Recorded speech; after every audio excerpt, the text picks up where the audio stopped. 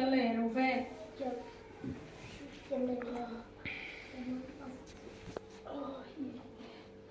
طب خد نسرة كده. تعالي يا روبان فريحي يلا. مع السلامة. امك صورتها. بسم الله والصلاة والسلام على أشرف خلق الله سيدنا محمد بن عبد الله، ما ضاقت إلا وفرجها الله. حبيب قلب رير الغاليين، عاملين ايه؟ يا رب تكونوا بخير.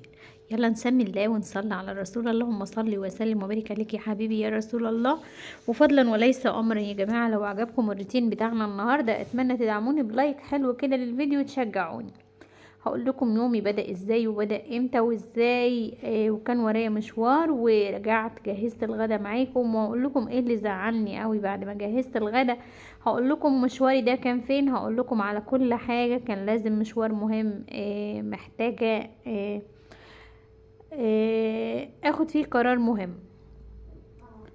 المهم يا جماعة، بعد الصلاة على الحبيب المصطفى، اللهم صل وسلم وبارك عليك يا حبيبي يا رسول الله، كالعادة وده الطبيعي، هو ده اللي بيحصل معايا يوميا على الله. انا بقوم قبل الفجر يا جماعة، هو ده الروتين بتاعي اليومي واتعودت على كده، والحمد لله دي نعمة من نعم ربنا.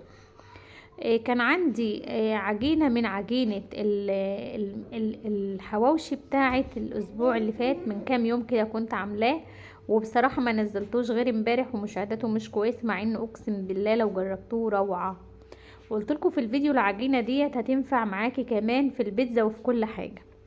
كان باقي بقى من الحواوشي، كان باقي لحمة مفرومة متعصجة، وكان باقي عجين، وكان باقي جبنة موتزاريلا، وكان باقي صلصة كنت عاملاها برضو اللي هي الكاتشب ديت، كان باقي كل حاجة. فانا كان عندي مشوار مهم، فقلت ايه، انا همشي الفجر وبسيب ولادي، بسيب محمد وروفان في البيت. بصراحة يا جماعة بيصعبوا عليا لما بمشي ما بياكلوش، فقلت ايه، اسوي بالزاية بالمكونات اللي عندي، ومنين ما يحتاجوا ياكلوا. محدش عارف الظروف، يعني ممكن اتأخر، ممكن ارجع بدري، محدش عارف الظروف فيها ايه. المهم يا جماعة، برضو عايزة اقولك على حاجة. لما يكون عندك الحاجات ديت متوفرة في الفريزر وجاتلك ظروف وطلعتيها وعملتيها، بتبقى حلوة برضو. يعني عادي تحطي عجينة البيتزا في الفريزر عادي خالص، ما يجرالهاش اي حاجة، وتطلعيها قبلها شوية تفك وتعمليها عادي خالص. عملت البيتزايه دي زي ما انتم شايفين، ما شاء الله لحمتها كانت كتير، والعجينه كمان يا جماعه كانت محتاجه كمان صاج، بس بصراحه انا خفت الجبنه ما تكفيش الصاجين الاتنين، فقلت استكفي بقى وبصاج واحد، تطلع تخينه شويه، اهدي عليها الفرن شويه واسيبها تستوي براحتها. عارفين طبعا ان احنا لازم بنغزها كده، سواء بعد ما تحطي عليها الحاجات بتاعتها او سواء وهي لسه قبل ما تحطي، بس المهم ان انت تعمليها كده علشان خاطر ما تقبش معاكي في الفرن وتبقى مش كويسه. وبنخرج منها الهواء. ده الزيتون يا جماعه اللي انا مخللاه معاكم، جميل قوي قوي قوي، فتحت على البرطمان الصغير منه. ده اللي انا عاملاه معاكم عشان رمضان، جميل قوي قوي قوي، اتمنى تشوفوا الفيديو بتاعه. خلاص خلصت البيتزا بتاعتي. طبعا انا قلت لكم ان انا كنت بعد الفجر على طول، مفيش بنص ساعه، يعني انا صليت الفجر ورحت جبت العيش وجيت على طول، كانت لسه الدنيا ضلمه، فقلت ايه، يلا يا مرحاب روقي المطبخ كده. وهقول لكم ده كله انا بعمله عشان ايه يا جماعه. والله العظيم مش بكدب عليكم. طبعا انا ولعت الفرن وهديته بعد ما سخن كويس. كنت لابسه نفس زي ما انا كده كنت بجيب العيش يا جماعه، عشان الجو بيبقى برد، فالجاكيت ده انا بحب البسه كده، او بيبقى عليه خمار تقيل او شال تقيل، المهم اي حاجه، عشان طبعا غصب عني ما ينفعش البرد. فما جيت بقى ما قلعتهوش، قلت اكمل الشغل بتاعي وانا فيه.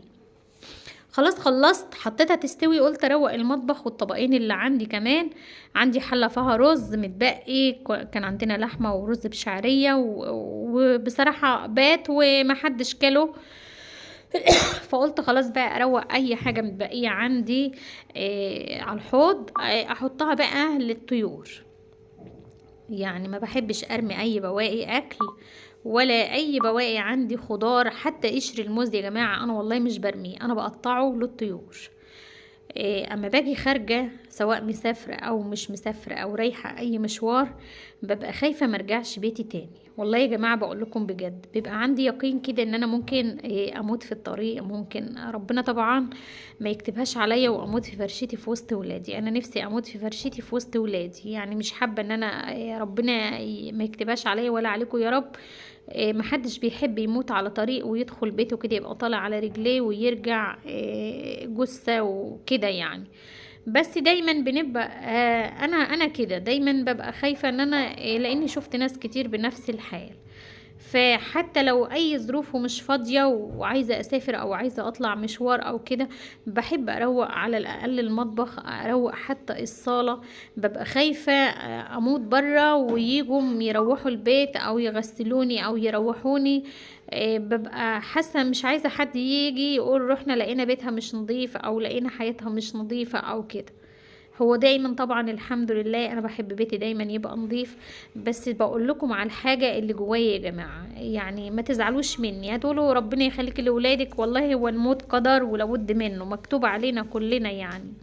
وربنا يرزقنا واياكم حسن الخاتمه طبعا بعد ما ربنا يكرمنا ونأدي بقيه رسالتنا علشان خاطر ولادنا يا رب. اللهم امين يا رب، اللهم امين. قلت بقى اروق المواعين ديت، وبصراحة صورت معاكم بس كنت عشان مستعجلة يا جماعة، خايفة عايزة اخلص شغل كله قبل النهار ما يطلع بجد والله يا بنات. صورت ولقيتني ما كنتش دايسة على الزرار بتاع، كنت باخد صور وبس بتاع البيتزاية بعد ما طلعتها من الفرن. كانت جميلة قوي بصراحة، والله العظيم جميلة قوي بألف هنا يا رب. انا خدت منها قطعة واحدة والنهار طلع عليا وروقت ده، والنهار طلع عليا ولبست هدومي ورحت. كان عندي مشوار مهم في المنصورة، مشوار حسمي كان لازم اروحه، والحمد لله رحته ورجعت بالسلامة. هقول لكم عملت ايه تاني. ده طبعا قبل ما اروح العبايه ديت انا كنت جايباها حابه اخدها، خامتها حلوه قوي، هي فوشيا كده لونها بطيخي، فيها دايره صغيره كده عين الكتكوت سودا. فكنت حابه اخدها ليا بسيطه كده، بحب الحاجه البسيطه. بس بصراحه حاسه اليومين دول نفسيتي مش مظبوطه، وحسيت ان انا بعد ما اخدتها قلت لا مش عايزه اخد حاجه. بالله عليكم بالله عليكم تدعوا لي، انا نفسي، انا في كرب كبير قوي وكرب شديد قوي، ونفسي ربنا يطلعني من الكرب ده على خير، ونفسي ربنا يهديني ويهدي لي نفسي وينور لي بصيرتي. ادعوا لي بالله عليكم يا جماعه، ادعوا لي بالله عليكم، محتاجه دعواكم. انا في اشد الحاجه وفي امس الحاجه لدعواتكم ليا، ان ربنا ينورني بصيرتي ويهديني لطريق الخير ومش عارفه اقول لكم ايه اكتر من كده. بس انا في محنه فعلا ومحتاجه دعواتكم ليا، ربنا يخليكم ليا وما نحرمش منكم ابدا. واسفه اذا كنت انا حابه اديكم طاقه ايجابيه، بس مشكلتي يا جماعه انا مواليد برج الجوزاء. مشكلة برج الجوزاء ان هم واقعيين زيادة عن اللازم، يعني لما يكون جواهم حاجة ما بيعرفوش يمثلوا حاجة تانية. يعني اكتر حاجة مزهقاني ومزعلاني الفترة ديت ان احنا بنثق في ناس، وانا اتكلمت قبل كده، والناس دي للأسف بتطلع في الاخر ما تستاهلش، بندي ثقتنا لناس ما تستاهلهاش. والغريبة واللي وجع قلبي قوي قوي قوي ومزعلني قوي ان احنا الناس الطيبة قوي ديت، يعني انا مش، الحمد لله انا مش بقول على نفسي طيبة، انا فعلا طيبة طيبة وقلبي ابيض وبنسى بسرعة. والدليل على كده ان انا ما بتعلمش من اخطائي، وده غلط يا جماعة، غلط كبير. بس للأسف هو ربنا خلقنا كده، هو ربنا خلق جوانا كده. يعني الناس الطيبين دولت مهما يتظلموا ومهما يتجرحوا ومهما الدنيا تقسى عليهم بينسوا بسرعة. صحيح في حاجات بتعلم في الواحد العمر كله ما بتتنسيش، بس في الاول وفي الاخر بنسامح وبننسى اللي فات. فربنا يدي كل واحد على قد نيته ويدينا على قد نيتنا يا رب، ويوفقنا ويبارك لنا في اولادنا، اللهم امين واياكم يا رب، اللهم امين. بعد ما رحت مشواري وجيت يا جماعة متأخرتش كتير، فكنت بقى جيت عندي امل ان بألف هنا في بيتزا. طبعا لقيت حاجة خفيفة ما تقضيش الغدا، ولقيت محمد فاتح المحل وقاعد فيه وقال لي انا عندي درس العصر.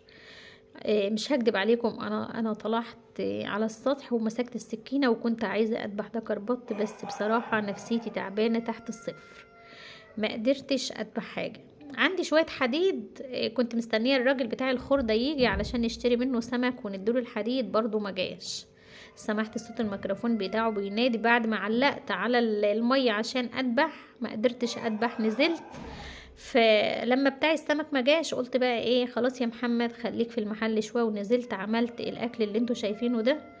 نزلت جهزت، اللهم صل على سيدنا محمد، نعمه ربنا يدومها علينا يا رب، اللهم امين. سلقت بطاطس وهرست، عملت منها طبق مهروس، وعملت طبق سليم متحمر، وعملت من وطلعت قرص، وشويت بدنجان على البوتاجاز، وعملت طبق رز، وعملت طبق طماطم يعني، حاولت، وطبق جبنة على طماطم وحاجات بالشبت يعني. حاولت ان انا اعمل اي اكل يفتح النفس. انا عن نفسي بحب اكل القرص، دي قرص طرية من اللي انا كنت عاملاها. بحب اكلها بالحاجات النواشف دي، بتبقى حلوه قوي. وقلت اهي طاقه تعدي طاقه وتسد الجوع وتعدي يوم، ربنا يديمها نعمه علينا يا رب، اللهم امين واياكم. بس اللي وجع قلبي وزعلني لما تعملي ده كله يجي في الاخر ابنك يمشي من غير اكل. حاجه توجع القلب قوي قوي قوي، وبتزعل قوي قوي قوي. يا ابني تعالى كل، يا ابن الله يهديك، يقولك لا انا مش واكل، انا ماشي.